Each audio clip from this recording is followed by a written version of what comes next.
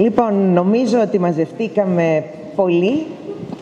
Σας καλησπερίζω, σας καλωσορίζω σε αυτόν τον υπέροχο χώρο της Δημοτικής Πινακοθήκης Πειραιά και θα είμαστε όλοι μαζί, νομίζω, σε μια παραμυθένια βραδιά για το βιβλίο του Σωτήρη Σουλούκου «Παραδοσιακά παραμύθια από την Στρατονίκη Χαλκιδικής». Θα καλέσω αμέσως τώρα την εκδότρια του καλλιδοσκοπίου, την κυρία Αλέξα Αποστολάκη, να έρθει κοντά μας. Η έκδοση «Παραδοσιακά παραμύθια από τη Στρατονίκη Χαλκιδικής» αποτελεί μια σημαντική συμβολή στη μελέτη της λαϊκής παράδοσης της Χαλκιδικής. Μέσα από τις σελίδες της παρουσιάζονται αφηγήσεις παραμυθιών και παραδόσεων που έχουν καταγραφεί στη Στρατονίκη, προσφέροντας μια πολύτιμη ματιά στον πλούτο της τοπικής προφορικής παράδοσης. Το έργο εμπλουτίζεται με την κατηγοριοποίηση των παραμυθιών βάσει του Διεθνούς Καταλόγου ATU, που επιμιλήθηκε η κυρία Εγλιμπρούσκου, ενισχύοντας την επιστημονική του αξία και την εγκυρότητα του τόμου. Επίσης, στα άρθρα που υπάρχουν μέσα στον τόμο θα βρείτε πολλές πληροφορίες για τη Στρατονίκη, μία επιστημονική, έναν υπομνηματισμό και σημειώσεις που φωτίζουν και την ιστορία της περιοχής. Σε μια εποχή που η ελληνική γλώσσα γίνεται ολοένα και πιο φτωχή, η επαφή με τη φύση και το περιβάλλον υποχωρεί, τα λαϊκά παραμύθια ευαίσθητα και συνάμα σφριγγυλά προβάλλουν σαν κυβωτός που διέσωσε έναν από τους σημαντικούς θησαυρούς του ανθρώπινου γένους. Στο σώμα της προφορικής παράδοσης εγγράφονται θροίσματα γενεών περασμένων που για αιώνες διαδίδονταν από στόμα σε στόμα, πολύτιμη κληρονομιά ενός ζώντος παρελθόντος και παρακαταθήτη για το μέλλον. Με την ευχή να συνεχίσουμε μια όμορφη συνεργασία, θέλω να ευχαριστήσω ακόμη μια φορά τον δόκτορα Σωτήρη Σουλούκο για το όραμα και την πρωτοβουλία που πήρε, την κυρία Καλίκη Παρίση, διευθύντρια του Ιδρύματος Εκατερίνης Λασκαρίδη, που μας έφερε σε επαφή και της οφείλω πολλές ευχαριστίες, και το Λαογραφικό και Εθνολογικό Μουσείο Μακεδονίας Θράκης για τη διαχρονική του προσφορά στη διάσωση της προφορικής μας παράδοσης και στη διαφύλαξη της πολιτιστικής μας κληρονομιάς. Σας ευχαριστώ πολύ. Και εμείς σας ευχαριστούμε πολύ. Θα ήθελα τώρα να ακούσουμε μία γυναίκα που αποτέλεσε την έμπνευση για να γράψει ο Σωτήρης Σουλούκος το βιβλίο με τα παραμύθια, με την παράδοση. Είναι η Φωτεινή Σλούκα. Ας την ακούσουμε. Μια φορά ήταν μία μάνα και είχε 3 παιδιά, 2 κορίτσια και ένα αγόρι. Κάποτε η μάνα αρρώστησε και φώναξε την πρώτη κόρη να πάει να τη βοηθήσει που ήταν άρρωστη. Η πρώτη κόρη είπε ότι δεν μπορώ να πάω στη μάνα μου γιατί πλένω. Και όταν το είπε αυτό στη μάνα, η μάνα είπε να γυρίσει σκάφη στην πλάτη της και έγινε χελώνα, τιμωρήθηκε και έγινε χελώνα. Μετά πήγαν στον αδερφό που αυτός έφτιαχνε ένα φράχτη και λέει δεν μπορώ γιατί φτιάχνω το φράχτη. Το είπαν αυτό στη μάνα και η μάνα λέει να γυρίσει ο φράχτη στην πλάτη του και έγινε ο σκατζόχυρος. Και μετά πήγαν στην άλλη, στην τρίτη που ήταν η πιο καλή, τη μικρότερη, και ζύμωνε και αυτή όπως ήταν με τα ζυμάρια στα χέρια, για να μην αργήσει δεν έπλυνε τα χέρια της. Πήγε στην μάνα της και λέει τι έχεις κόρη μου, λέει ζύμωνα και ήρθα με τα χέρια γεμάτα ζυμάρι. Λέει το ζυμάρι να γίνει μέλι. Και έγινε η Μελισσούλα, την ευχήθηκε να γίνει η Μελισσούλα. Και έγινε η Μελισσούλα. Παράδοση λοιπόν για τη μέλισσα, για το σκατζόχυρο και για τη χελώνα. Η μητέρα του Σωτήρη ήταν η φωνή που ακούστηκε.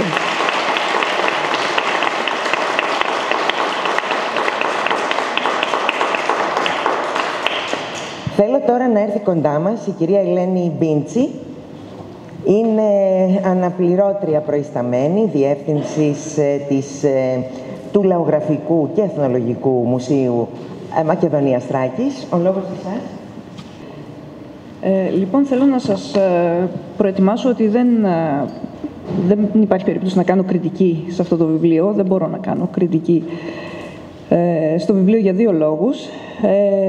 Πρώτο είναι για τα αισθήματα που τρέφω για το συγγραφέα και επιμελητή, που δεν μου επιτρέπουν να είμαι αντικειμενική. Και το δεύτερο είναι γιατί εκπροσωπώ το φορέα που το εξέδωσε, το Λαογραφικό και Εθνολογικό Μουσείο Μακεδονίας Θράκης, που μαζί με τις εκδόσεις Καλλιδοσκόπιο προχώρησαν σε αυτή τη συνεργασία, και με την ευκαιρία να ευχαριστήσω την κυρία Αποστολάκη εδώ από τις εκδόσεις Καλλιδοσκόπιο, και εγώ με τη σειρά μου και δημόσια, ιδιωτικά τα έχουμε πει, γιατί μας χάρισε αυτό το πολύ όμορφο βιβλίο.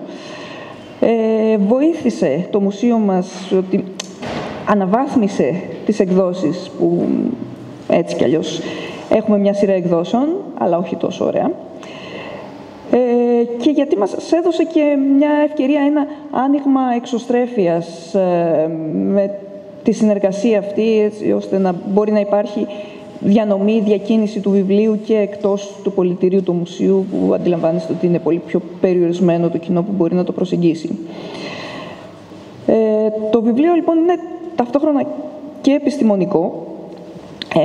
Ο κύριος Λούκος γνωρίζει πολύ καλά, αναφέρεται στη μεθοδολογία της έρευνας, κατέχει τη βιβλιογραφία τη σχετική με την αφήγηση και με τα λαϊκά παραμύθια, έχει συλλέξει επίσης ιστορικά στοιχεία για τον τόπο του, αλλά ταυτόχρονα είναι και ένα βιβλίο που απευθύνεται στον καθένα και στην καθεμία, σε όλες τις ηλικίες, σε όποιον ενδιαφέρεται για τις παραδόσεις, τους θρύλους και τα παραμύθια. Και εδώ που τα λέμε, ποιος δεν ενδιαφέρεται για τα παραμύθια. Είναι χαρακτηριστικό, μάλιστα, ένα στοιχείο που κάποιος θα μπορούσε να το θεωρήσει και μειονέκτημα, αλλά για μένα είναι πολύ χαριτωμένο, πολύ ανθρώπινο, το ότι ξεκινάει, ο συγγραφέας έχει μια μηχανία, ξεκινάει σε τρίτο πρόσωπο ο ερευνητής, η αφηγήτρια, πολύ γρήγορα το γυρίζει στο πρώτο πρόσωπο, γιατί μιλάει πλέον για τη μητέρα του. Είναι ένα στοιχείο που μου αρέσει πάρα πολύ, δηλαδή περνάει όντως μια συγκίνηση. Στο μουσείο λοιπόν μας ενδιαφέρει ο δημόσιος λόγος της επιστήμης, και αυτός είναι άλλωστε και ο ρόλος του μουσείου, ο κοινωνικός ρόλος του, να μεσολαβεί ανάμεσα στην επιστήμη και το κοινό, να ερμηνεύει και να μεταφέρει την επιστημονική γνώση. Αυτό το κάνει και με τις εκθέσεις, με τις εκδόσεις και με διάφορες άλλες εκδηλώσεις. Εξάλλου και τα τελευταία χρόνια υπάρχει και νέος ορισμός του μουσείου, που το θέλει πιο ανθρωποκεντρικό και λιγότερο αντικειμενοκεντρικό. Το μουσείο συλλέγει, ερμηνεύει, εκθέτει τεκμήρια υλικού πολιτισμού, όπως λέγαμε μέχρι τώρα, αλλά και άειλης πολιτιστικής κληρονομιάς. Και ως προς αυτό, ειδικά το Λαογραφικό Μουσείο έχει το ρόλο του θεματοφύλακα της άειλης πολιτιστικής κληρονομιάς. Τα μουσεία του νεότερου πολιτισμού έχουν ένα πλεονέκτημα σε σχέση με τα αρχαιολογικά. Δηλαδή, κατά κάποιο τρόπο νομίζω ότι παίρνουμε την εκδίκησή μας, να μην το πω έτσι τόσο βαριά, σε σχέση με τα αρχαιολογικά. Μέχρι πριν λίγα χρόνια, όταν μιλούσαμε για μουσείο στην Ελλάδα, το μυαλό μας πήγαινε στα αρχαία. Τα τελευταία χρόνια, και με την πολιτική του Υπουργείου Πολιτισμού να στηρίξει τα νεότερα μουσεία και την άειλη πολιτιστική κληρονομιά, έχουμε νομίζω ένα πλεονέκτημα τα λαογραφικά μουσεία, γιατί φτάνουμε μέχρι το σήμερα, αγγίζουμε το σημερινό άνθρωπο.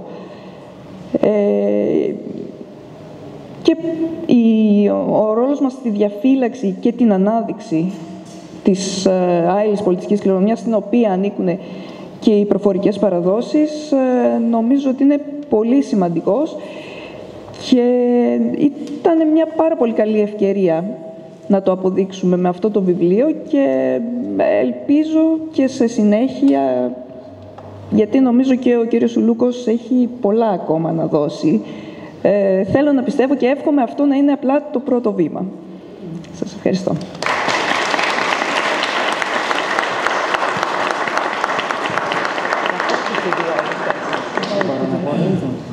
Λοιπόν, είναι ώρα τώρα. Θέλω να σας τη συστήσω για άλλη μια φορά, γιατί είπε τα ονόματα η κυρία Αποστολάκη πριν, αλλά θα ακούσετε πολύ ωραία παραμύθια από την κυρία Κάρμεν Ρουγκέρη Την ξέρουμε όλοι, ηθοποιό, συγγραφέα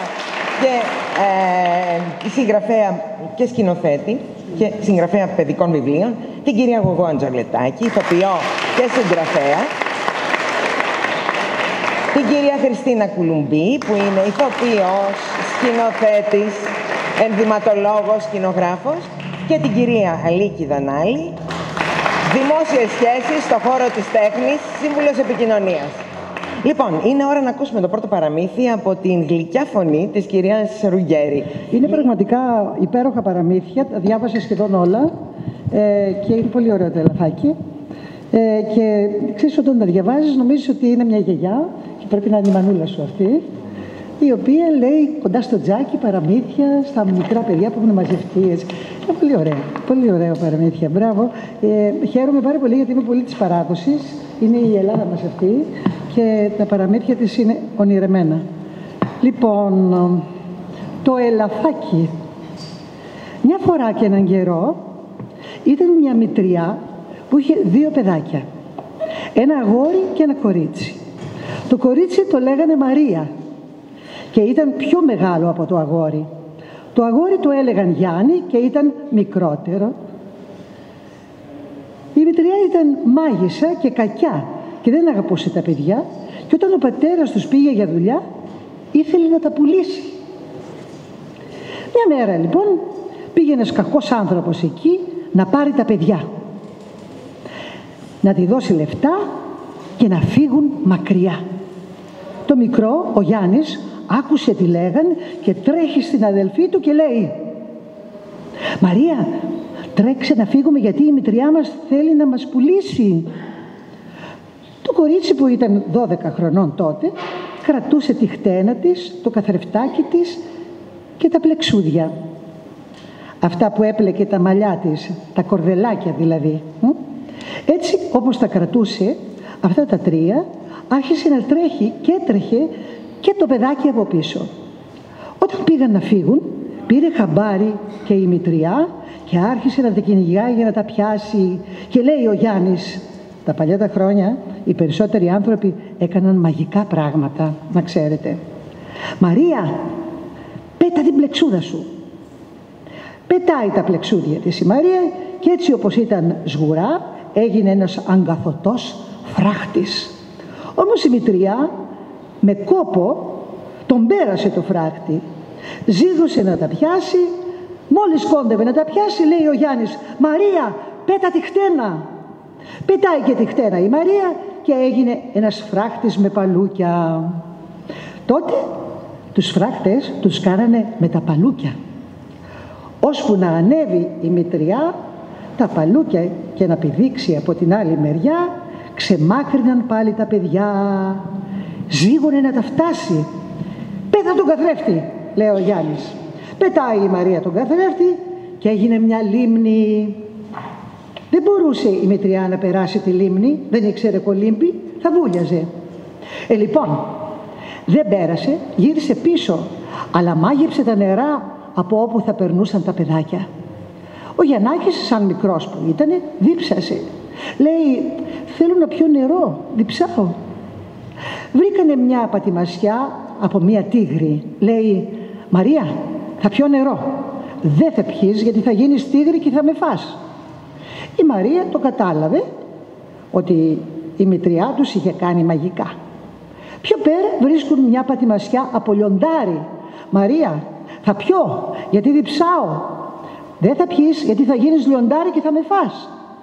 Πιο πέρα βρίσκουν μια πατημασιά από ένα ελαφάκι γεμάτη νερό. Χωρίς να ρωτήσει την αδελφή του, σκύβει και πίνει νερό γιατί διψούσε πάρα πολύ και έγινε ελαφάκι. Η καημένη η Μαρία άρχισε να κλαίει, αλλά τι να κάνει.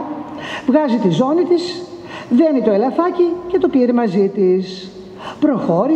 Προχώρησαν, περπάτησαν, βρήκαν ένα σπίτι, μπήκαν μέσα να κοιμηθούν και έμειναν εκεί. Έτρωγαν άγρια φρούτα του δάσους, ό,τι έβρισκαν, και το ελαφάκι έτρωγε και χορταράκι και περίμεναν όταν γυρίσει ο πατέρας τους να τους ψάξει, να γλιτώσουν από την κακιά μητριά. Μια μέρα Ακούστηκαν σάλπιγγες, φωνές, τουφεκές. Ερχόταν ο βασιλιάς για κυνήγι. Το ελαφάκι ήθελε να βγει έξω και να δει πώς κυνηγούσαν. Αυτό δεν έβλεπε τον εαυτό του σαν ελαφάκι, νόμιζε πως ήταν ακόμη παιδάκι. Ήθελε να πάει να δει. «Μη βγαίνεις, αδελφούλη μου», έλεγε η αδελφή του, «θα σε σκοτώσουν οι κυνηγοί». «Όχι, θα βγω. Θα προσέχω και θα πάω να τους δω». Βγήκε το ελαφάκι. Το είδε ένας κυνηγός του βασιλιά και το λάβωσε. Το χτύπησε και αυτό κούτσα κούτσα τρέχει στην πόρτα. Αυτός το πήρε από πίσω. Το είδε που μίλησε με ανθρώπινη φωνή και είπε «Άνοιξε, αδελφούλα μου, είμαι πληγωμένος στο πόδι». Ανοίγει η αδελφή του να το περιποιηθεί το ελαφάκι. Ο κυνηγός του βασιλιά πήγε και είπε ότι είδε ένα λάφι που μιλάει με ανθρώπινη φωνή. Τότε πάει ο βασιλιάς να δει τι ήταν μέσα. Η κοπέλα μόλις είδε το βασιλιά τρόμαξε και έτρεξε να κρυφτεί και ανέβηκε πάνω σε ένα δέντρο. Ο βασιλιάς μίλησε με το ελαφάκι. Είπε το ελαφάκι τι πάθανε, ότι φύγαν για να γλιτώσουν από την κακιά μητριά, αλλά η κοπέλα φοβότανε και πήγε πάνω στο δέντρο. Πήγε ο βασιλιάς, την παρακαλούσε να κατέβει, της είπε να φέρει γιατρούς, να πάει σε μάγισσες, να κάνει καλά τον αδελφό της, αλλά αυτή δεν κατέβαινε, φοβότανε. Τι να κάνει ο βασιλιάς? Προσπάθησε, έβαλε όλο τον κόσμο να την παρακαλά να κατέβει, αυτή δεν κατέβαινε. Έμαθε μια γιαγιά ότι είναι μια κοπέλα στο δέντρο και ο βασιλιάς δίνει να τσουβάλει λίρες σε όποιον του την κατεβάσει από το δέντρο. Λέει η γιαγιά, «Εγώ θα την κατεβάσω, βασιλιά μου, μη στεναχωριέσαι καθόλου». Παίρνει η γιαγιά ένα δεμάτι ξύλα, πιάνει ένα καζάνι, ένα δεμάτι ρούχα, παίρνει και μια πυροστιά.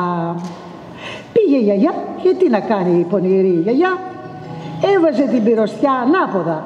Φώναζε η κοπέλα από το δέντρο, «Αλλιώς, μανάκια, αλλιώς την πυροστιά». Τις γιαγιάδες εκείνη τα χρόνια τις λέγανε μανάκες. Μανάκες, έτσι. «Αλλιώς, μανάκα, την πυροστιά». Την έβαζε αλλιώς η γιαγιά, πότε όρθια, πότε δίπλα. Δεν την έβαζε ποτέ στα ίσια της. Πονηρή η γιαγιά. Η κοπέλα έλεγε από πάνω και ξανά έλεγε, «Αλλιώς, μανάκα, την πυροστιά, αλλιώς, μανάκα, την πυροστιά». Η γιαγιά δεν καταλάβαινε. Παίρνει φόρα η καημένη κοπέλα, ξέχασε, κατεβαίνει κάτω να βάλει ίσια την πυροστιά, την πιάνουν, την πάνε στο βασιλιά, λέει ο βασιλιάς, «Μη στεναχωριέσαι, εγώ δεν θέλω το κακό σου, θα πάμε να βρούμε την κακιά σου μητριά να λύσει τα μάγια, να γίνει και ο γάμος και να σε παντρευτώ». Και πηγαίνουν. Είχε γυρίσει και ο πατέρας και ήταν απαρηγόρητος. Όταν είδε το παιδί του ελαφάκι άρχισε να κλαίει. Ανάγκασαν λοιπόν τη γιαγιά μητριά να κάνει το παιδί όπως ήταν πρώτα. Θύμωσε ο πατέρας της κοπέλας και την έδιωξε και παντρεύτηκε ο βασιλιάς με τη Μαρία και ζούσανε αυτοί καλά και εμείς καλύτερα.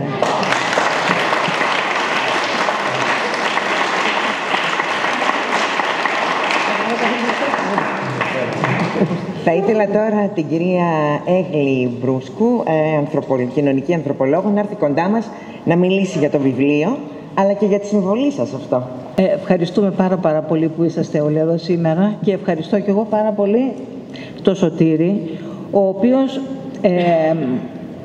έκανε όλα τα μαγικά που μπορούσε να κάνει για να με πείσει να σταματήσω να του λέω, «Σωτήρη, δεν προλαβαίνω» και όντως έκανα πάρα πολύ καιρό να κάνω τη δουλειά που έπρεπε, να το πούμε και αυτό, μέχρι να γίνει αυτό το θαύμα εδώ στη Σκλότσο, να γυρίσει και τα λοιπά, κατάταξε να αρχινήσει, να εξηγήσω τι είναι αυτό το πράγμα και γιατί θεώρησε ο Σωτήρης και θεωρήσαμε ότι θα έπρεπε να συνοδεύει το βιβλίο του με τη συλλογή των παραμυθιών της μάνας του.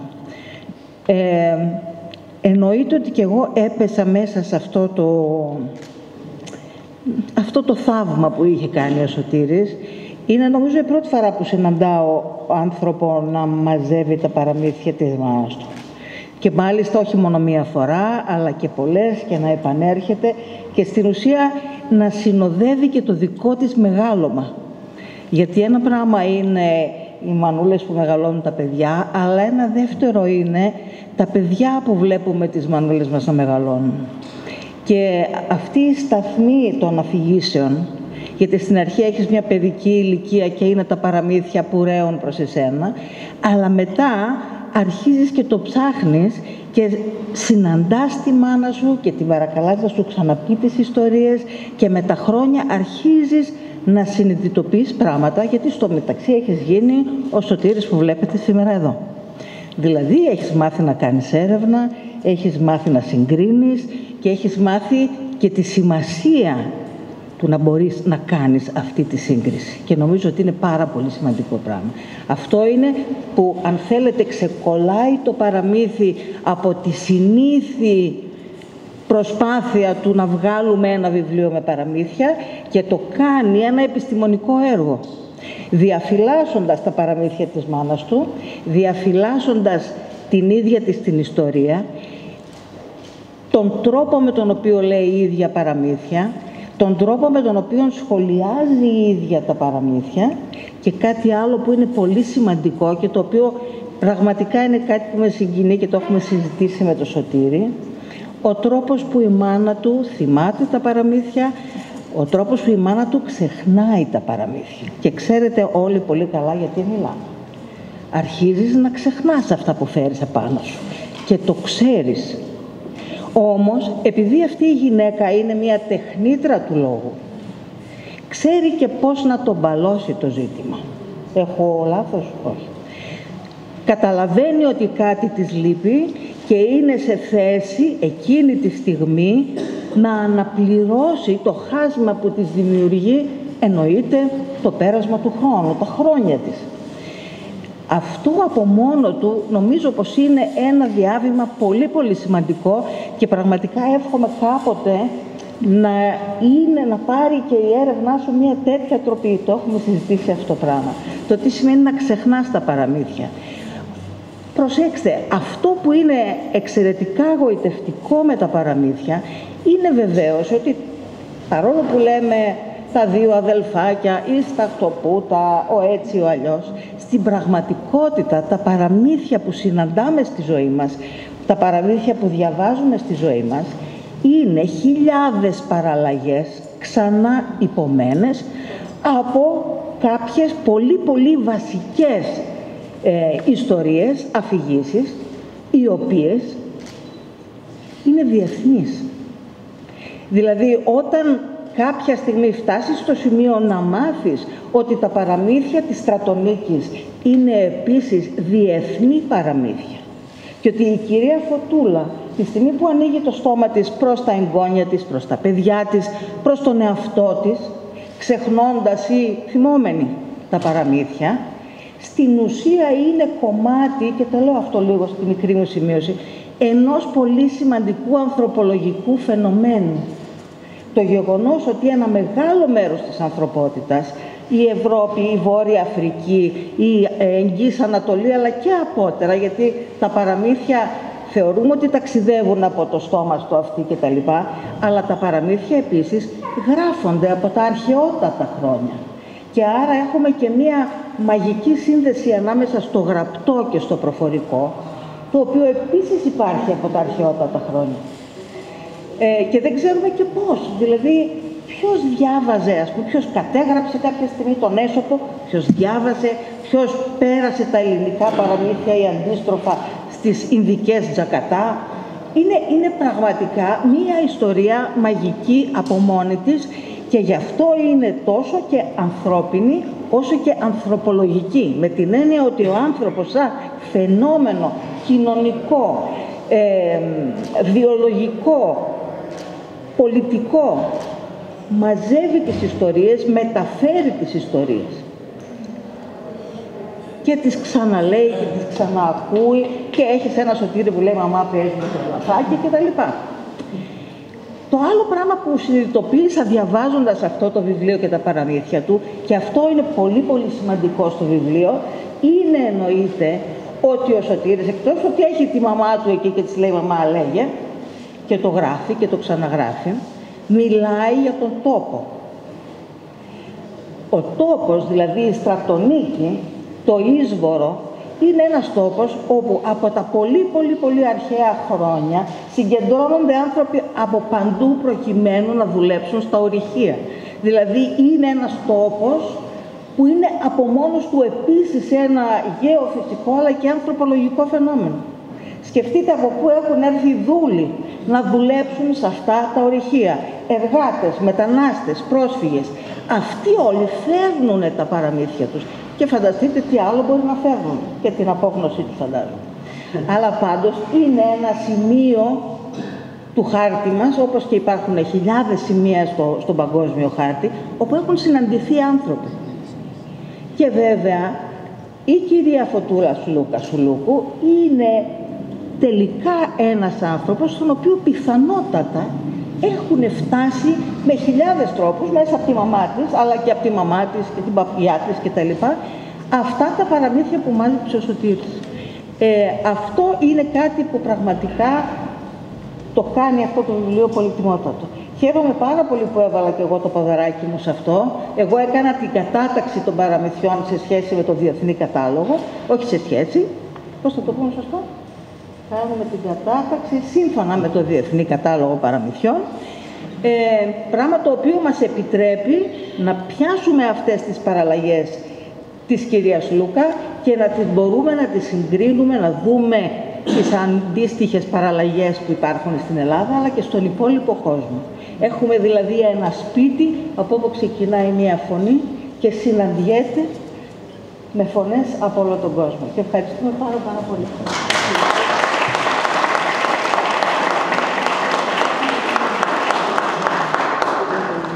Λοιπόν, ώρα να ακούσουμε μια ιστορία τώρα για τους 12 μήνες.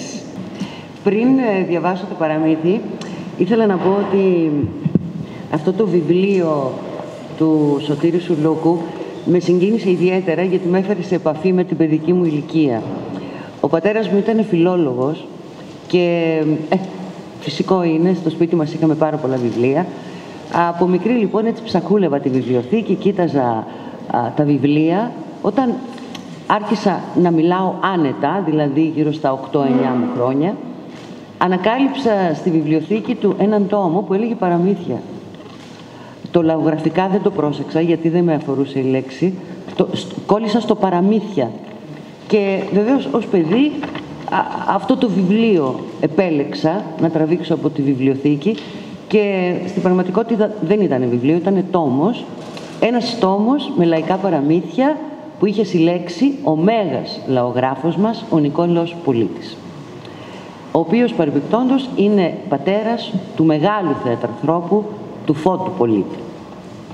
Λοιπόν, άρχισα να τα διαβάζω και βεβαίως με μαγέψανε αμέσως γιατί ο τόμος ξεκινούσε με τα μαγικά παραμύθια που ήταν παραμύθια με δράκους, με βασιλοπούλες, με νεράιδες, με εξωτικά κτλ. Μετά ήταν τα ιστορικά παραμύθια, μετά ήταν τα ευτράπελα παραμύθια, τα σκοπτικά ας πούμε, μια συλλογή από όλες τις περιοχές της Ελλάδας και της Κύπρου. Και αυτό το βιβλίο το διάβαζα συχνά στη διαδρομή της ζωής μου, επέστρεφα δηλαδή σε αυτό το βιβλίο και είναι πραγματικά καταπληκτικό ότι τώρα ας πούμε ως ενήλικη και πριν από πολλά χρόνια δεν έχουν μείνει στη μνήμη μου ο Κοντορεβιθούλης, η Θαχτοπούτα, αυτά τα παραμύθια, ο Παπουτσωμένος Γάτος, αυτά τα παραμύθια που έχουν μεγαλώσει, που θυμούνται τα παιδιά. Εγώ θυμάμαι αυτά τα παραμύθια. Όταν λοιπόν πήρα το βιβλίο του Σωτήρη στα χέρια μου, κάπως ενώθηκα με την παιδική μου ηλικία, κάπως δεν το πιστεύω. Είναι το δικό μου. Χίλια συγγνώμη. Το ξέχασα, με συγχωρείτε πολύ. Λοιπόν, κάπως σαν να ενώθηκα συνδέθηκα με την παιδική μου ηλικία, με τη διαφορά βέβαια ότι αυτό το βιβλίο έχει ένα μεγάλο προσόν. Είναι βιβλίο καρδιάς. Και τα βιβλία καρδιάς είναι πιο σημαντικά από τις απλές συλλογές. Και τώρα πάμε στο παραμύθι. Μια φορά και έναν καιρό ήτανε δυο φτωχές γριές γειτόνισσες. Ήταν η κυρά Καλή και η κυρά Κακή. Η κυρά Καλή είχε έναν καλό λόγο για όλους. Η Κυρακακή μάλωνε με όλους, θύμωνε και δεν αγαπούσε κανέναν. Μια μέρα του Γενάρη, η Κυρακαλή πήγε στο βουνό να μαζέψει ξύλα. Την έπιασε όμως η βροχή και μπήκε σε μια σπηλιά να προστατευτεί. Μέσα στη σπηλιά άκουσε φωνές και μπήκε πιο μέσα να κοιτάξει. Είδε λοιπόν μια μεγάλη φωτιά και γύρω-γύρω 12 παλικάρια. Μόλις είδαν τη γιαγιά, τα παλικάρια, τη φώναξαν να κάτσει κοντά στη φωτιά να ζεσταθεί. «Τι κακός καιρός», είπε αυτός που καθόταν πρώτος στο τραπέζι και ήταν ντυμένος στα άσπρα. «Όλο χιονίζει και βρέχει. Πολύ κακός μήνας είναι», είπε στη γιαγιά. «Όχι», λέει η Κυρακαλή, «είναι καλός ο Γενάρης. Τώρα γεννιούνται τα κατσικάκια, έρχεται ο καινούριος χρόνος, χιονίζει για να έχουμε νερό το καλοκαίρι». «Τότε, γιαγιά, ο Φλεβάρης θα είναι ο κακός ο μήνας», είπε το άλλο παλικάρι που ήταν και κουτσό. «Όχι, παιδάκι μου, το Φλεβάρι ανθίζουν οι αμυγδαλιές. Δεν έχεις ακούσει που λένε ο Φλεβάρης και αν φλεβήσει καλοκαίρι θα μυρίσει?» «Τότε ο Μάρτης», πετάχτηκε ο άλλος που φορούσε πράσινα. «Ο Μάρτης δεν θα σου αρέσει σίγουρα, γιαγιά». «Ο Μάρτης δεν μου αρέσει, παιδάκι μου. Το Μάρτι έρχονται τα χελιδόνια και γιορτάζουμε την 25η. «Για τον Απρίλη τι έχεις να πεις, γιαγιάκα, που όλο βρέχει», είπε το τέταρτο παλικάρι. «Βρέχει για να μεγαλώσουν τα σπαρτά. Γιορτάζουμε το Πάσχα, ο καιρός ανοίγει για τα καλά». «Τότε ο Μάης, γιαγιά?» «Το Μάη, παιδάκι μου, ανθίζουν όλα τα λουλούδια. Τις νύχτες δεν κρυώνουμε». «Τότε, γιαγιά, ο Ιούνις δεν θα σου αρέσει». «Τον Ιούνι και τον Ιούλιο γίνονται τα σπαρτά. Ο κόσμος πηγαίνει στη θάλασσα. Οι τσομπάνιδες κοιμούνται έξω χωρίς να κρυώνουν». «Ο Αύγουστος, γιαγιά, σ' αρέσει?» «Τον Αύγουστο γιορτάζει Παναγιά. Είναι να μη μ' αρέσει». «Για το Σεπτέμβριο τι έχεις να πεις, γιαγιά?» «Το Σεπτέμβριο αρχίζει ο τρίγος, γίνονται και τα σίκα». «Τι έχεις να πεις, γιαγιά, για τον Οκτώβρη?» ρώτησε το 10ο παλικάρι. «Τον Οκτώβρη αρχίζουν τα πρωτοβρόχια και τα κοπάδια πηγαίνουν στα χυμαδιά». «Ο Νοέμβρης, πώς σου φαίνεται, γιαγιά?» «Καλός είναι και ο Νοέμβρης», είπε η γιαγιά. «Ο Δεκέμβριος?» «Ο Δεκέμβριος είναι ο καλύτερος μήνας του χρόνου, γιατί γεννήθηκε ο Χριστός μας». Αφού σταμάτησε η βροχή, η γιαγιά σηκώθηκε να φύγει. Τότε, αφού την ευχαρίστησαν, το ένα από τα παλικάρια της έδωσε ένα σακούλι και της είπε να το ανοίξει μόνο όταν φτάσει στο σπίτι της. Όταν η γιαγιά λοιπόν πήγε σπίτι της και άνοιξε το σακούλι της, είδε ότι ήταν γεμάτο λίρες. Μετά από λίγες μέρες, η Κυρακακή επισκέφτηκε την Κυρακαλή και τη ρώτησε πού βρήκε τα λεφτά. Η Κυρακαλή είπε ότι ανέβηκε στο βουνό, μπήκε σε μια σπηλιά και 12 καλά παλικάρια της έκαναν ένα δώρο. Η Κυρακακή αμέσως πήρε το δρόμο για το βουνό και βρέθηκε στη σπηλιά. Όταν τα παλικάρια όμως τη ρώτησαν τι γνώμη έχει για τους 12 μήνες, αυτή άρχισε να τους βρίζει όλους. Για το Γενάρη είπε ότι κάνει πολύ κρύο. Για το Φλεβάρι ότι αν θυμώσει μες στο χιόνι θα μας χώσει. Ότι ο Μάρτης είναι γδάρτης. Για τον Απρίλη να πριστεί και να σκάσει. Για το Μάη είπε ότι κάνει μια κρύο μια ζέστη. Για τον Ιούνι, τον Ιούλιο και τον Αύγουστο είπε ότι κάνει πάρα πολύ ζέστη. Ούτε ο Σεπτέμβρης αρέσει, γιαγιά? Ρώτησε το ένα το παλικάρι. Το Σεπτέμβρη και τον Οκτώβρη αρχίζουν οι βροχές, είπε η γιαγιά, και δεν τους αντέχω καθόλου. Και τον Νοέμβρη αρχίζει πάλι το κρύο. Ο Δεκέμβρης, γιαγιά? Ο Δεκέμβρης είναι που είναι. Αρχίζει να χιονίζει κάθε μέρα και δεν μπορώ να ανέβω στο βουνό να μαζέψω ξύλα. Όλοι τους είναι πάρε τον ένα και χτύπα τον άλλον, είπε θυμωμένα η γιαγιά.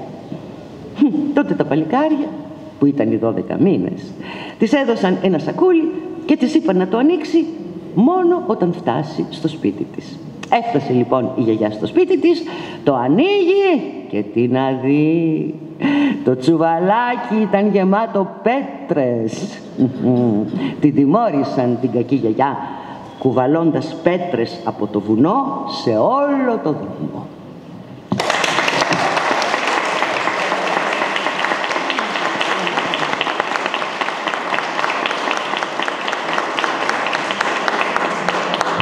Νομίζω έχουμε γίνει λίγο παιδιά, έτσι. Έχουμε γίνει παιδιά απόψε. Λοιπόν, θα συνεχίσουμε έτσι με τα παραμύθια. Η κυρία Κουλουμπή θα μας πει για το μικρό αδελφό και την Νεράιδα. Η αλήθεια είναι ότι... Ναι.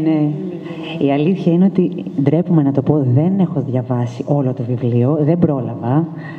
Αλλά αυτό που διάβασα, που μου ζήτησε ο Σωτήρης να διαβάσω, είναι υπέροχο και γεμάτο χιούμορ. Αυτό που μου έκανε μεγάλη εντύπωση είναι το ότι χρησιμοποιεί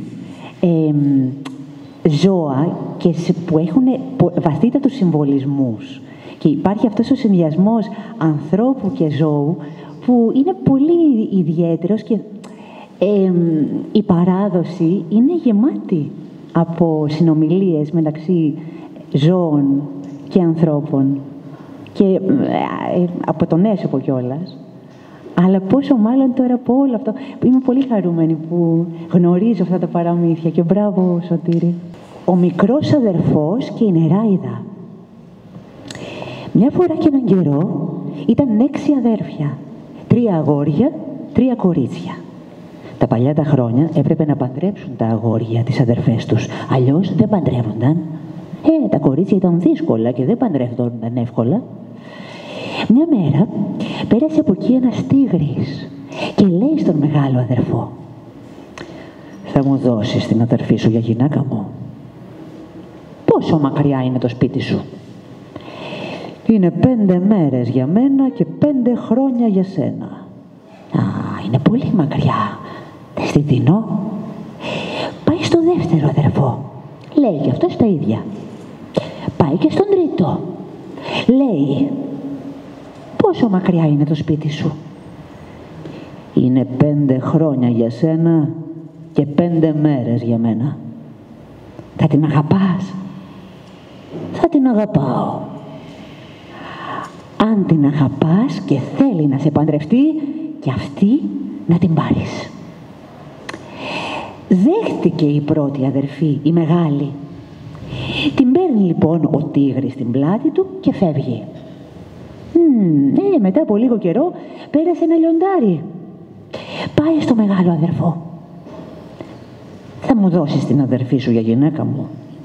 Λέει. «Πόσο μακριά είναι το σπίτι σου?» «Είναι 10 χρόνια για σένα και 10 μέρες για μένα». Όχι, δεν θα σε δώσω. Είναι μακριά».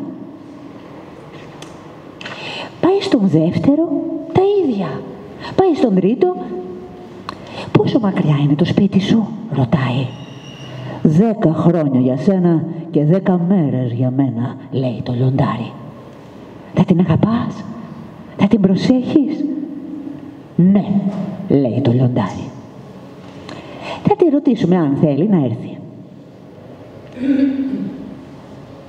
Τη ρωτάνε. Την παντρεύουν και φεύγει. Η τρίτη, η πιο μικρή, ήρθε ένας αητός και λένε πάλι από την αρχή τα αδέρφια. «Πόσο μακριά είναι το σπίτι σου?» 15 χρόνια για τους ανθρώπους και 15 μέρες για μένα. Πάει και στο μικρότερο. Δέχτηκε ο μικρότερος. Είπε τα ίδια που είπε και στους άλλους 2 και την πήρε την κοπέλα και φύγαν. Όταν φύγαν οι κοπέλες, έψαξαν και αυτοί να βρούνε από μια γυναίκα. Βρήκαν 2 κοπέλες, η μεγαλύτερη αδερφή, ο μικρότερος όμως αγάπησε μια νεράιδα. Η νεράιδα ήταν τα μυαλά της πάνω από το κεφάλι της. Όλο έτρεχε στο δάσος, όλο χόρευε, όλο πηδούσε, όλο έτρεχε με τις φιλενάδες της. Ούτε φαγητό έφτιαχνε, ούτε σπίτι κοιτούσε, ούτε τίποτα. Τον είχε πει πριν η νεράιδα. «Εγώ δεν μπορώ να καθίσω μέσα στο σπίτι, έτσι και με μαλώσεις θα φύγω και θα πρέπει να χαλάσεις 40 ζευγάρια σιδερένια παπούτσια για να με βρεις». Έκανε υπομονή αυτός, γιατί την αγαπούσε. Ήταν και όμορφη, αεράτη η νεραϊδούλα, αλλά μια μέρα νευρίασε αυτός και έβαλε τις φωνές. Φαΐ δεν είχε, ρούχα άπλυτα είχε, όλα αυτά. Άρχισε να τη φωνάζει. Φεύγει αυτή. Βάζει τα φτερά της, που αυτός δεν τα είχε δει ως εκείνη την ώρα, και πετάει και φεύγει. Τότε κι αυτός τι να κάνει? Παραγγέλνει 40 ζευγάρια παπούτσια σιδερένια, τα παίρνει και ξεκινάει να πάει στην πρώτη του αδερφή. Μετά από 5 χρόνια έφτασε στην αδερφή του. Μόλις τον είδε η αδερφή του έκανε χαρές. Πολύ χάρηκε. Ναι, αλλά σε λίγο νύχτωνε και φούρνιζε κιόλας η αδερφή του. Τη βρήκε κάτω στο φούρνο που έβγαζε ζεστό ψωμί. Φάγανε εκεί μαζί, ήπιανε. Αλλά σε λίγο ακούστηκε, ερχότανε ο άντρα της, ο τίγρης. Αχ, λέει, αδερφέ μου, πρέπει να σε κρύψω. Λοιπόν, του δίνει μια μπουνιά και τον κάνει σκούπα. Τον βάζει πίσω από την πόρτα. Έρχεται ο τίγρης, μπαίνει μέσα στο σπίτι και λέει «Ανθρώπινο κρέας μυρίζει εδώ». Πού το είδες το ανθρώπινο κρέας? Το φαγητό που μαγείρευσα είναι. Πεινάς, γι' αυτό σου μυρίζει ανθρώπινο κρέας. Λοιπόν, τον έβαλε να φάει καλά, τον περιποιήθηκε. Ήταν όμως καλή μαζί του και την αγαπούσε. Αφού έφαγε, λέει τώρα η κοπέλα, αν ερχόνταν τώρα τα αδέρφια μου, τι θα έκανες? Αν έρχονταν, λέει, ο μεγάλος και ο δεύτερος, θα τους έτρωγα, γιατί δεν σε άφηναν να με παντρευτείς. Αν ερχόταν ο τρίτος, θα τον φιλοξενούσα. Α, λέει αυτή, σίγουρα μου δίνεις το λόγο σου, Ναι, λέει αυτός. Δίνει μια γροθιά στη σκούπα και γίνεται ο αδερφός της. Αφού κάθισαν τώρα και τα είπανε, λέει, έχασα τη γυναίκα μου την νεράιδα και ήρθα να με βοηθήσετε να τη βρω.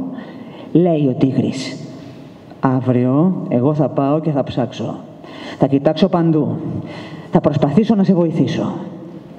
Πήγε, έψαξε από εδώ, έψαξε από εκεί και τίποτα. Οπότε μετά από λίγες μέρες συνέχισε να πάει στην άλλη την αδερφή.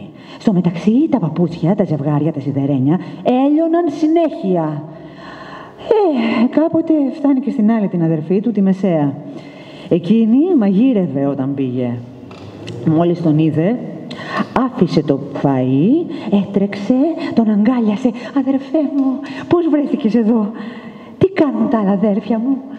Όλα καλά, εντάξει. Σε λίγο ακούστηκε το λιοντάρι. Του δίνει κι αυτή μια γροθιά, έγινε σκούπα. Μόλις μπήκε, λέει, ανθρώπινο κρέας μυρίζει. Δεν έχει ανθρώπινο κρέας, λέει. Είναι το φαγητό που σου μαγείρεψα. Τον βάζει να φάει, να πιει και τον ρωτάει, αν έρθουν τα αδέλφια μου, τι θα κάνεις? Αν έρθει ο πρώτος και ο δεύτερος, θα τους φάω. Αν έρθει ο μικρός, θα τον φιλέψω και θα τον στρώσω να κοιμηθεί. Ήρθε, λέει ο αδερφός μου. Τον κάνει ξανά άνθρωπο και λέει το πρόβλημά του, ότι έχασε τη γυναίκα του. Πήγε το λιοντάρι, έψαξε, δεν βρήκε τίποτα. Παίρνει αυτό τα υπόλοιπα παπούτσια στον ώμο και συνεχίζει, έφτασε στη μικρή την αδερφή του. Όταν πήγε η μικρή αδερφή, άπλωνε τα ρούχα, έκανε δουλειές. Αφήνει τα ρούχα, μόλις τον είδε, χάρηκε πολύ. Τον έκανε σκούπα όταν ήρθε ο αετός το βράδυ και λέει, ανθρώπινο κρέας μυρίζει. Δεν μυρίζει ανθρώπινο κρέας. Το φαγητό που σου μαγείρεψα μυρίζει. Τον βάζει και τρώει, πίνει καλά και τον ρωτάει πάλι τα ίδια. Ο αετός απάντησε κι αυτός ότι αν έρθει ο μικρότερος θα τον περιποιηθεί και θα τον βοηθήσει αν χρειαστεί. Τον έκανε άνθρωπο η αδερφή του και του λέει ότι έχασε τη γυναίκα του. Όμως εντωμεταξύ τα παπούτσια είχαν λιώσει. Δεν είχε άλλα παπούτσια για να πάει να την ψάξει άλλο και παρακάλεσε στον αετό να τον πάρει στη ράχη του και να πάνε να ψάξουνε μαζί. Πάνε λοιπόν και αρχίζουν να ψάχνουν και τι να δει αυτός? Σε ένα δάσος από πάνω, ψηλά, ακούνε γέλια, φωνές, τραγούδια. Ήταν οι νεράιδες όλες μαζί. Τον κατεβάζει ο αετός κάτω και πάει σιγά σιγά και παίρνει τα φτερά της νεράιδας του και αμέσως τα βάζει φωτιά. Τα καίει και παρουσιάστηκε μπροστά της. Όμως είχαν λιώσει και τα παπούτσια, τα σιδερένια που έπρεπε να λιώσει και έγινε άνθρωπος η νεράιδα. Ο αετός μετά τους ανέβασε στη ράχη του, τους πήγε πίσω και από τότε ζούσαν μαζί σαν φυσιολογικό ανδρόγυνο. Κάπου μάλλον, ναι. Εντάξει.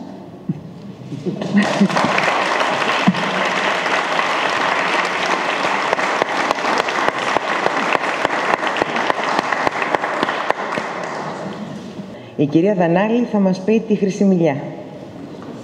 Καλησπέρα και από μένα. Σήμερα λίγος πολύ κατάλαβα γιατί εγώ έλεγα στη μαμά μου «Μαμά, άλλο ένα παραμυθάκι, άλλο ένα παραμυθάκι» και ο γιος μου δεν μου το ζήτησε ποτέ. Φαίνεται με την αφήγηση θα είχα κάποιο θέμα. Πραγματικά σήμερα κατάλαβα τι σημαίνει να λέει κάποιος παραμύθι, να διαβάζει, να θυμάται. Και μπράβο Σωτήρη, μπράβο αγόρι μου που μας κάνεις να αισθανόμαστε έτσι παιδιά και πραγματικά να θέλουμε αυτά τα παραμύθια να τα διαβάσουμε σε οποιαδήποτε ηλικία, ανεξάρτητα, δεν έχει να κάνει. Τι να πω, δεν ξέρω, συγκινήθηκα για να είμαστε ειλικρινείς. Ευχαριστώ Κάρμεν μου, ευχαριστώ Γογό μου, ευχαριστώ Χριστίνα μου, Στέλλα, Κυριάκο και εγώ θα σας διαβάσω την Χρυσή Μιλιά. Θα ξεκινήσω όπως από ό,τι μου είπε ο Σωτήρης ξεκινούσε η γιαγιά του τα παραμύθια. Κόκκινη κλωστή δεμένη, στην ανέμη τυλιγμένη, δώσε κλώτσο να γυρίσει, παραμύθι να αρχινήσει. Μια φορά και έναν καιρό ήταν δύο αδέλφια, ένα αγόρι και ένα κορίτσι. Ζούσανε καλά και δεν τους έλειπε απολύτως τίποτα. Όμως, ο αδελφός της κοπέλας, που τον έλεγαν Γιάννη, ήθελε να ταξιδέψει και να γνωρίσει τον κόσμο, να δει κι άλλους ανθρώπους. Πήγε ένα μακρινό ταξίδι και γνώρισε ένα βασιλόπουλο που ήταν πολύ καλό και αγαπητό στο λαό του. Το συμπάθησε τόσο και του λέει «Εσύ πρέπει να βρεις μια άξια κοπέλα να παντρευτείς. Και εγώ έχω μια αδελφή που είναι πολύ όμορφη και έχει και 3 σπάνια χαρίσματα. Όταν γελάει, από το στόμα της πέφτουν κουφέτα. Όταν κλαίει, από τα μάτια της πέφτουν διαμάντια. Και όταν χτενίζεται, από τα μαλλιά της πέφτουν τριαντάφυλλα». Το βασιλόπουλο δέχτηκε. Όταν ο Γιάννης πάει στην πατρίδα του, να στείλει την αδελφή του να παντρευτούν. Γύρισε λοιπόν στο σπίτι και είπε στην αδελφή του «Θα ταξιδέψεις και θα γνωρίσεις ένα βασιλόπουλο και θα το παντρευτείς». Επειδή το ταξίδι ήταν μακρινό, πήρε και τη δούλα μαζί της για να την προσέχει. Όταν όμως φτάσανε στα μέσα του πελάγου, η δούλα που ήταν κακιά ζήλεψε την κυρά της που θα γινόταν βασίλισσα και όταν δεν την έβλεπε κανείς, την έδωσε μια και την έριξε στη θάλασσα για να την πνίξει και να πάρει τη θέση της. Το καράβι συνέχισε το ταξίδι του, αλλά την κοπέλα που έπεσε στη θάλασσα, μια καλή νεράιδα, τη μεταμόρφωσε σε ψάρι και έτσι ακολουθούσε το καράβι σε όλη τη διαδρομή. Όταν έφτασαν στη χώρα που τους περίμενε το βασιλόπουλο, η κοπέλα που είδε το βασιλόπουλο δεν ήταν ξανθιά, ούτε όμορφη. Σκέφτηκε ότι τον γέλασε ο Γιάννης, αλλά είχε δώσει το λόγο του και έπρεπε να παντρευτεί αυτή που του είχε στείλει. Είδε όμως στη θάλασσα, ένα πολύ ωραίο χρυσό ψάρι που πηδούσε και έκανε πολλά κόλπα. Την πήρε στο παλάτι τη δούλα, που νόμισε πως ήταν η αδελφή του Γιάννη και διαπίστωσε ότι και όταν έκλαιγε, και όταν γελούσε, και όταν χτενιζόταν, τίποτα δεν γινόταν από αυτά που του είπε ο Γιάννης.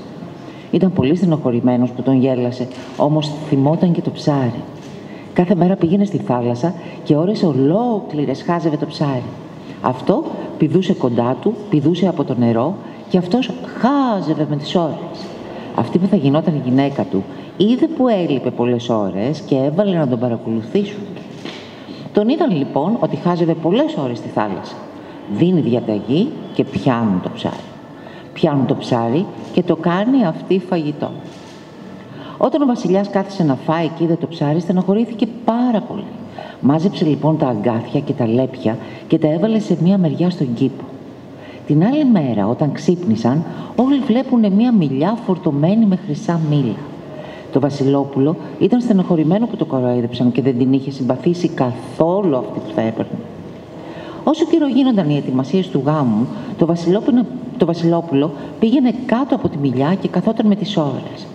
Τότε η κακιά δούλα θυμώνει πάλι και δίνει διαταγή την ώρα που έλειπε το Βασιλόπουλο να κόψουν τη μιλιά. Κόβουν τη μιλιά και εκεί που είχαν τα ξύλα κομμένα κάτω, περνάει μια γριούλα και είπε σε αυτούς που κόψαν τη μιλιά: «Σας παρακαλώ, παιδάκια μου, θα μου δώσετε εμένα τα ξύλα γιατί είμαι φτωχιά και δεν έχω να ζεσταθώ?» «Πάρτα, γιαγιά», της είπαν αυτοί. Η γριούλα κουβάλισε τα ξύλα στο καλυβάκι της και τα έβαλε σε μία μεριά, έτσι όμορφα στιβαγμένα. Η καλή νεράιδα έκανε πάλι την κοπέλα όπως ήταν, και όταν η γριά έλειπε, η κοπέλα σηκωνόταν και έκανε δουλειές. Σκούπιζε το καλυβάκι, μαγείρευε, άστραφτε το φτωχικό. Γυρίζει η γριούλα και τι να δει. Φρέσκο φαγητό, σκουπισμένα, καθαρά. Κρύφτηκε μια μέρα και τι να δει. Μια πανέμορφη κοπέλα που έκανε όλες τις δουλειές στο σπίτι της. Όταν η κοπέλα κρύφτηκε, άρχισε η γριούλα να κλαίει και να λέει πως ήθελε συντροφιά και καλά θα ήταν να είχε μια κόρη που δεν είχε ποτέ, και έτσι η κοπέλα ξεθάρεψε και βγήκε και ζούσαν μαζί. Η κοπέλα τις πιο πολλές φορές έκλαιγε και τα διαμάντια τα μάζευε η γριούλα και πήγαινε και τα πουλούσε. Σπάνια γελούσε, έπαιρνε και τα κουφέτα. Έπαιρνε τα τριαντάφυλλα όταν χτενιζόταν. Μαθεύτηκε λοιπόν στη χώρα ότι είναι μια γιαγιά που έχει μια κόρη που όταν γελάει πέφτουν κουφέτα από το στόμα της, όταν κλαίει τα δάκρυά της γίνονται διαμάντια και όταν χτενίζεται από τα μαλλιά της πέφτουν τριαντάφυλλα. Το Βασιλόπουλο άκουσε την ιστορία και θυμήθηκε την υπόσχεση που του είχε δώσει ο αδελφός της κοπέλας. Έβαλε τους φρουρούς του να παρακολουθήσουν τη γριούλα. Μπήκε η γριούλα στο καλυβάκι και πήγε κι αυτός. Χτύπησε την πόρτα και είπε: «Ανοίξτε, είμαι το Βασιλόπουλο». Γρήγορα, γρήγορα η κοπέλα κρύφτηκε κάτω από την κοπάνα, όμως η χρυσή της κοτσίδα φαινόταν. Μπήκε λοιπόν το παλικάρι και λέει: «Καλημέρα, κυρούλα. Ψάχνω μια κοπέλα που έχει αυτά και αυτά τα πράγματα. Τα χαρίσματα». «Αχ», λέει αυτή, γιατί φοβήθηκε μην τους βάλουν φυλακή. «Αχ, εγώ δεν έχω καμία κόρη. Εγώ είμαι μόνη μου», λέει η γριούλα. Και τότε λέει: «Αυτή η κοτσίδα που φαίνεται κάτω από την κοπάνα, ποιανού είναι?» Τότε η κοπέλα αναγκάστηκε να φανερωθεί και είπε την αλήθεια στο Βασιλόπουλο. «Μη φοβάσαι», της λέει, «εγώ εσένα θα παντρευτώ. Θα τη διώξουμε την κακιά τη δούλα». Πήγαν στο παλάτι. Στο μεταξύ ο αδελφός της που είχε τελειώσει τις δουλειές του επειδή είχε αργήσει να πάρει νέα από την αδελφή του, ήρθε κι αυτός. Διώξανε λοιπόν την κακιά τη δούλα, κάνανε τους γάμους και ζήσαν αυτοί καλά και εμείς καλύτερα. Πώς έγραψε το βιβλίο, τι μήνυμα βγαίνει από αυτό? Πρέπει να ακούσουμε τη δική σου γνώμη. Και το κυριότερο θα μας πει για το QR code, που είναι καινούρια μόδα. Συγγνώμη που το λέω έτσι, αλλά είμαι παραδοσιακή. Και μπορείτε να του κάνετε και ερωτήσεις. Ευχαριστώ πάρα πολύ που έχετε έρθει σήμερα μαζί μας και ευχαριστώ και τις κυρίες με τα υπέροχα παραμύθια τους. Έτσι, χωρίς τις φωνές τους, νομίζω ότι δεν θα ήταν ίδια η βραδιά. Πραγματικά σας ευχαριστώ πάρα πολύ. Την κυρία Ρουγκέρη, την κυρία Τζελετάκη, την κυρία Κουλουμπή, την κυρία Δανάλη. Δεν ξέρω τι μπορώ να πω. Τι μπορώ να πω μετά από εσάς? Είστε σπουδαίες γυναίκες, πραγματικά. Είστε τόσο ξεχωριστές και δυναμικές. Φυσικά και την κυρία Μπίντσι, να μην ξεχάσω, την κυρία Μπρούσκου, την κυρία Αποστολάκη. Είστε τόσο ξεχωριστές και δυναμικές που είμαι σίγουρος ότι θα μπορούσατε άνετα να είσαστε οι ηρωίδες από τα παραμύθια της μαμάς μου, που μετά από πολλές περιπέτειες... Οι νεράιδες. Οι καλές. Γιατί, ξέρετε, στα παραμύθια η εσωτερική ομορφιά είναι και εξωτερική ομορφιά, και έτσι εδώ με την καλοσύνη σας, την αγάπη σας και την εξωτερική σας ομορφιά, έτσι με έχετε τυλίξει με αγάπη και πραγματικά νιώθω μοναδικά και υπέροχα. Σας ευχαριστώ πάρα πολύ. Σας ευχαριστώ πολύ. Για μένα το βιβλίο έχει πολύ μεγάλη αξία, πολύ συναισθηματική αξία. Φυσικά και την κυρία Παπαδοπούλου, μην την ξεχάσουμε. Εννοείται και αυτή είναι μια ηρωίδα. Ναι, έχουμε και ένα μυστικό να σας αποκαλύψουμε. Προτείνοντάς μου να κάνω το συντονισμό, ανακαλύψαμε ότι έχουμε και μια μαμά δική μου που έχει τις ρίζες της από τη Χαλκιδική. Είναι μια οικογένεια που έγραψε τη δική της ιστορία, στον Πολύγυρο συγκεκριμένα. Και είμαι ιδιαίτερα συγκινημένη, ειλικρινά το χαρίζω στη μητέρα μου που μας βλέπει σίγουρα.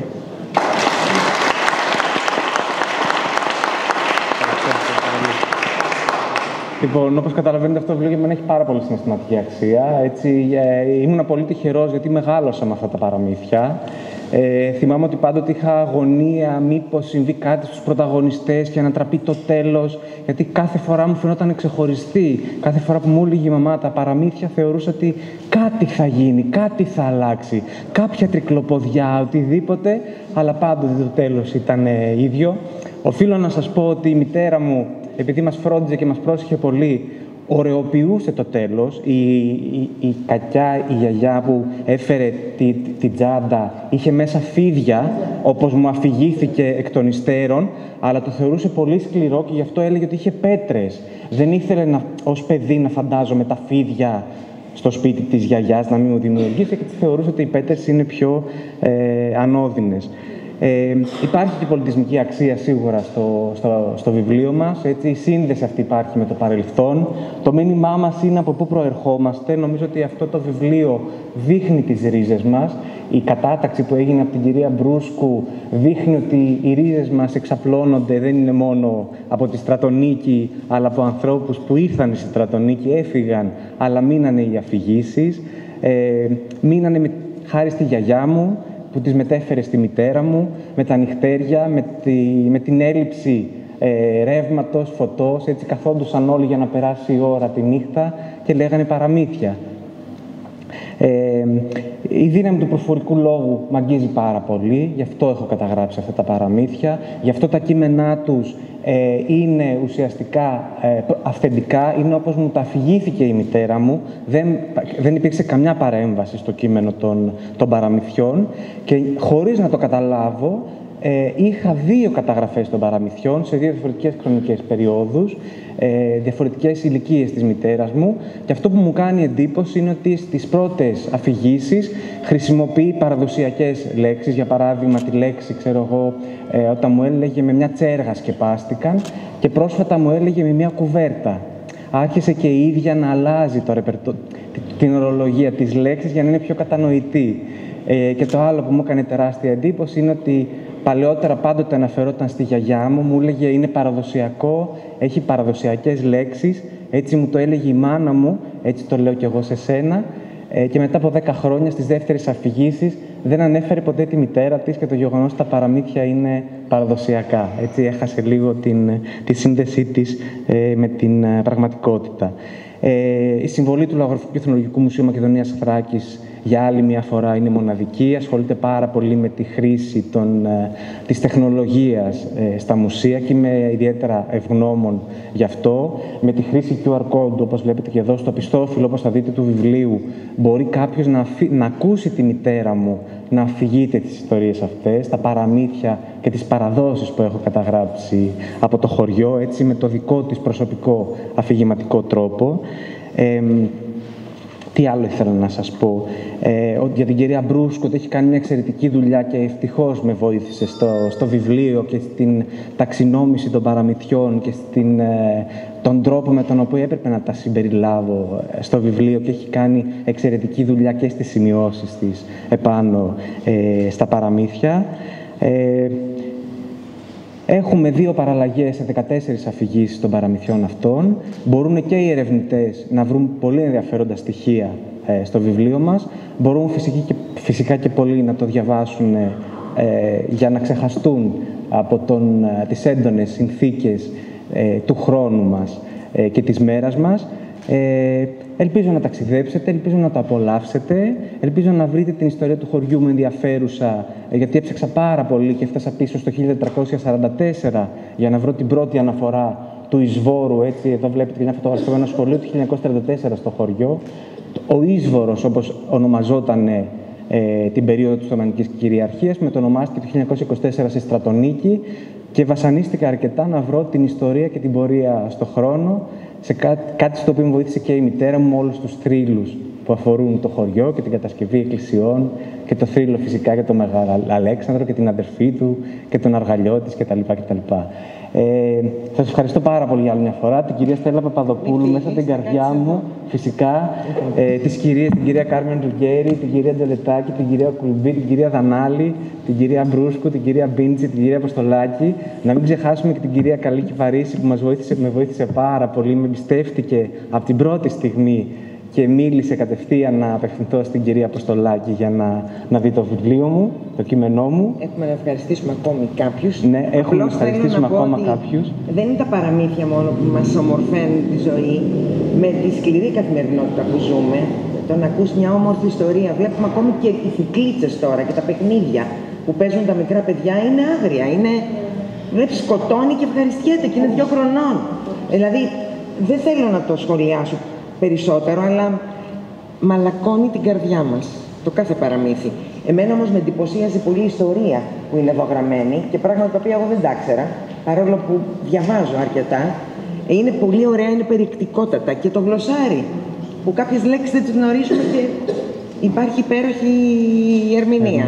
Ναι, φυσικά. Θέλω ακόμα, προτού κλείσουμε, να ευχαριστήσουμε. Θέλετε να κάνετε ερωτήσεις? Επειδή είπαμε για τα φίδια και τις πέτρες. Ναι. Η μητέρα μου τροποποιούσε, δεν ήθελε τη σκληρότητα αυτή. Κυρία Μπρούσκο, διορθώστε με, ακόμα και στο παραμύθι τα ομόρφαινε. Στο παραμύθι που έχει τον τίτλο «Η σιδερένια γλώσσα», που ουσιαστικά καλεί την κοπέλα να φάει τη σιδερένια γλώσσα, σε άλλες παραλλαγές η κοπέλα καλείται να φάει κρέας ανθρώπινο, σάπιο. Οπότε η μητέρα μου είναι αυτός ο αφηγηματικός της τρόπος. Μου εκμυστηρεύει ότι φοβόταν πάρα πολύ μήπως χάσει τη μητέρα της και γι' αυτό το λόγο απέφευγε τους θανάτους, τα κοψίματα στα παραμύθια, οτιδήποτε είχε μνήματα και δεν είχαν ευχάριστο τέλος. Και το τροποποιούσε. Ακόμα και στην Σταχτοπούτα, που εγώ την έχω ως πιπιλιάρο, όπως λέγεται στο χωριό μου, μου είπε ότι η γιαγιά μου της έλεγε ότι την κακιά μητριά τη δέσανε σε 2 άλογα, τη μία πλευρά το ένα το χέρι από το ένα το άλογο, το άλλο το χέρι από το άλλο το άλογο και όπως φύγανε προς αντίθετη κατεύθυνση, τη διαμέλησαν. Εμένα η μαμά μου μιλάει για συγχώρεση στο τέλος της Σταχτοπούτας. Δεν ήθελε να μου... Και άλλωστε και όλα, όχι οι αποστόμες ιστορίες που πολλές φορές έχει παραλλαγές πολλές. Γιατί αποστόμες στόμα και έτσι ήταν σε εμάς. Ναι, ακριβώς. Απλά νομίζω αυτή η γλυκύτητα της μαμάς μου φαίνεται και στα παραμύθια και στον τρόπο που βάζει το τέλος. Νομίζω και οι δικές μας μαμάδες ήταν κάπως έτσι. Εμένα βέβαια... Χαίρομαι πολύ, χαίρομαι. Λοιπόν, να ευχαριστήσουμε ακόμα για την ωραία αυτή αίθουσα.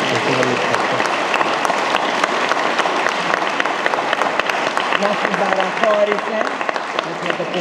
Λοιπόν, ο Δήμαρχος Πειραιά και ο Αντιδήμαρχος, ο κύριος Αβραμίδης, σωστά, έκαναν την ευκολία, έδωσαν την αίθουσα αυτή την πανέμορφη στη Δημοτική Πινακοθήκη.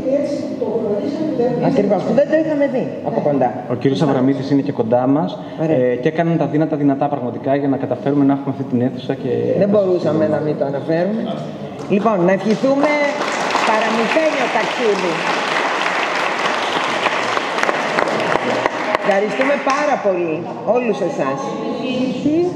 Το παλιό που αλυσμονήθη και έσκυψε και ανανοήθη σαν γριούλα. Μάνθια στη μορφή, μήλα στα στήθη, 100 χρονό παιδούλα και άρχισε το παραμύθι.